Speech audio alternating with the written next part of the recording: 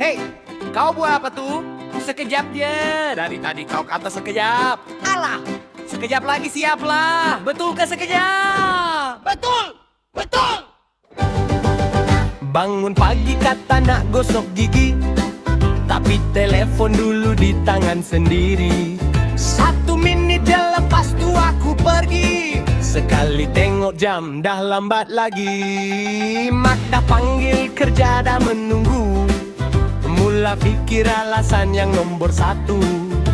Bukan malas, bukan sengaja. Aku cuma terlupa masa. Hari berganti, masa berlari, banyak benda tinggal sendiri. Asyik berkata, nantilah dulu.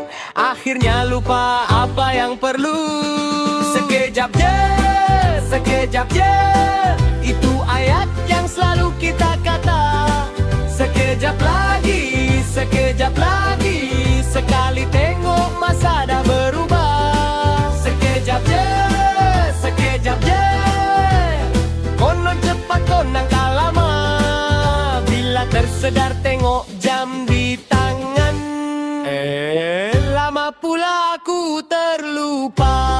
Yalah tu, sekejap je konon. Masuk bilik nak ambil sesuatu, berhenti sekejap dekat pintu.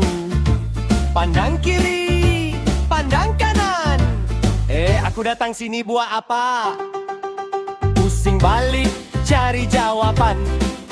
Otak kata tunggu sekejap. Baru nak ingat apa tujuan. Dah hilang entah kemana. Nak kemas rumah sekejap je. Nak balas mesej sekejap je. Nak tidur awal sekejap je. Tahu-tahu pagi menjelma lagi. Bukan tak mahu, bukan tak peduli, cuma masa lari tanpa berhenti. Mulut kata nantilah dulu, jam pula ketawa tengok kita. Yalah tu, esok pun sekejap lagi. Sekejap je,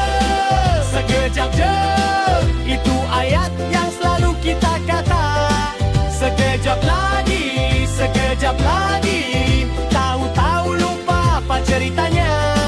Sekejap je, sampai semua orang dah biasa kalau dengar ayat sekejap je. Jangan percaya sangat, ha.